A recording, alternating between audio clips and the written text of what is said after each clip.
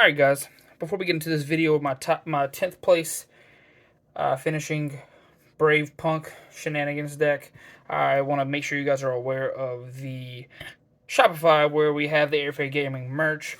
Airfair Gaming has t-shirts, playmats, hoodies for now, and we have a deck box. It's currently one copy of that, well, like one type of deck box so far. Sean may be making some more for us in the future. But this is just an example of one of our shirt designs. Really nice quality pre-shrunk material. And if you need a special size or you want a special custom thing, you can always email us at airfairgaming@gmail.com. And the Dark Law is super hot.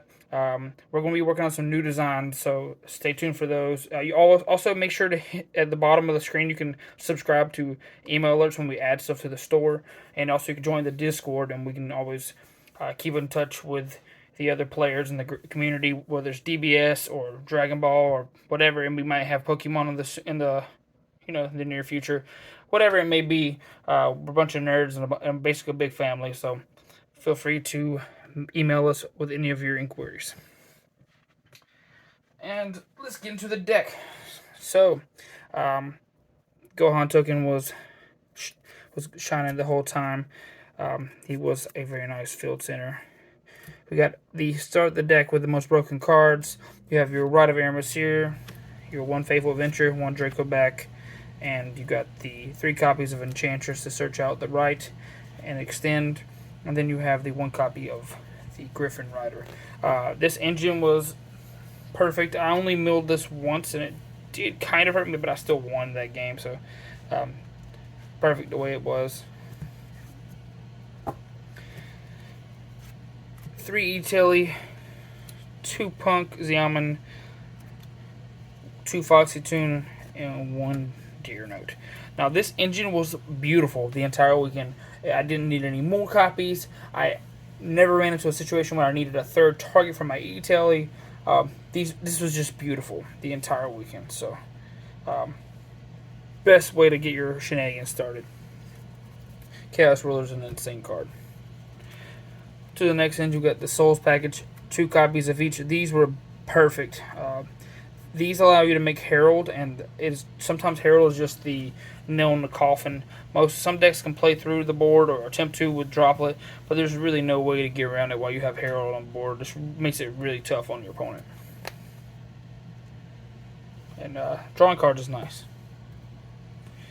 Then your broken one-ofs, 1 Jet Synchron, 1 Scythe, 1 Snow, 1 Red Rose, 1 Rocks Rose, and 1 Basil Rose Shoot, and as well as 1 Deshudo.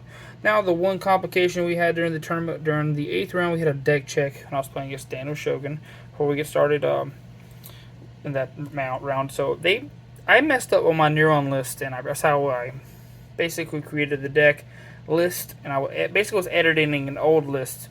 And I was working on an actual Rose Dragon deck pre-Red Rose getting hit, and that's the list I ended up editing for the tournament because it had some of the cards already in it. So I was like, screw it. I didn't even finish working on that list. And the one card that I ended up not taking out of my list because it was also like 3 a.m. the night before was Black Garden. So I saw 45 cards and I put on what I believe was everything. And basically I left out Scythe. So in the last round of the tournament, last 2 rounds, I could not Scythe my opponents. So this deck does not rely on Scythe super heavy, but it is broken against a lot of the decks. So and it does get sided out a lot going second. So, but I didn't need to use this against Daniel, but against the Sword Soul player, like his deck profile inbound. He's probably already posted at this point. He's going to end up showcasing his amazing in-depth build. If you haven't seen it already, make sure to check out that video. Basically, I couldn't scythe him, and that led to him being able to beat me. So, especially in that game too. I didn't draw very well, and I lost a die roll. So, shout out to him. First regional he went to, he got 2nd place. Crazy. To the hand traps, got 3 Veiler. This is your amazing level 1 tuner with, it's also a spellcaster, so you can bring it back with Selene. A lot of times you just do end games with Hulk Selene access code. So 3 Ash, 3 Imperm, 2 Nibiru, 2 Crow. This ratio was awesome the entire weekend. I could have maybe seen playing a 3rd copy, but I do not like breaking on this card. You cannot normal summon. Also, I normal summoned Crow to finish off a combo one time, which was really freaking cool. But yeah, It's a level 1, so you can make the 3-star tuner turn into Herald, which is really nice. I did that once.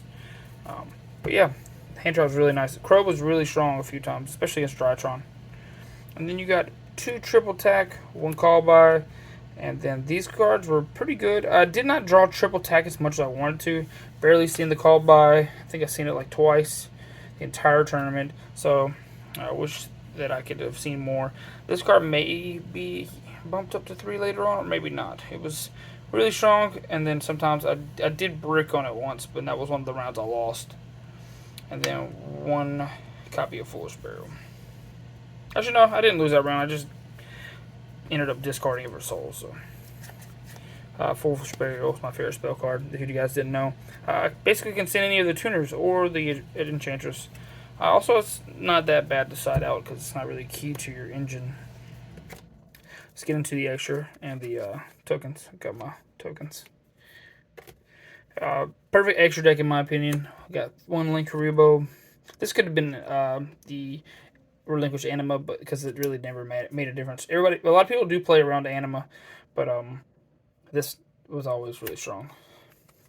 1 Hawk, 1 Dagda. These are your key pieces here, and then Lina, Celine, the OTK piece for access code.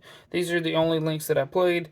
Dark could have came up a few times in testing, so I may end up having to try to find room for it, but it was really not necessary in my opinion. 1 Herald, 1 TG, 1 Magician, 1 Moonlight. This card was so good. Very, very strong, especially in testing as well. Card is really strong in general. It helps you just actually play when you're in a weird spot, because you need a non-tuner level 7, because this one, if you do the Red Rose play into, you can't make Baron with this because you won't have the level 7 to actually climb into. But Riser was really good. Obviously, they got Chaos Ruler, Hot Red, the strong cards, Baron, and Chinging. I didn't make Chinging, but like maybe twice. But I did play this deck the other day too, and well, defeated at locals, and I did make it a couple times. And the 1 Zombie Vampire. This card actually may end up getting cut if I can figure out what I need to take it. It's not that necessary, especially when I'm playing more darks in the deck. So you like Magician Souls and Crows. But I did bring back someone's Ultimate Conductor at locals the other day, which was insane. To the side deck, the arguably most broken card on my side deck was 3 Lightning Storm, and then 3 Droplet, 3 Cosmic. The Droplets, if you don't have Droplets, you're okay. Even when you're playing this deck, you really don't. I'm not even sure if I really need it anymore in this deck, specifically the way it plays. It's okay. 1 Zombie World and 1 Banshee for the Riser play. This never came up because I don't know, but I hard drew the Zombie World. The 1 Token Clutter. I wish I had more copies on my side for that Sword Soul matchup. And 3 D Barrier. These cards are just pretty standard for a good side deck core. Especially with any deck that can make Shooting Riser usually sides these cards. I feel like I needed more copies of Token Clutter rather than just trying to rely on sending it going first. Going second, you'd rather have multiple copies in the deck, especially when you're milling your deck, if you do get to do the Punk Engine play. But thank you guys for watching the video. Make sure to check out the merch in the Shopify.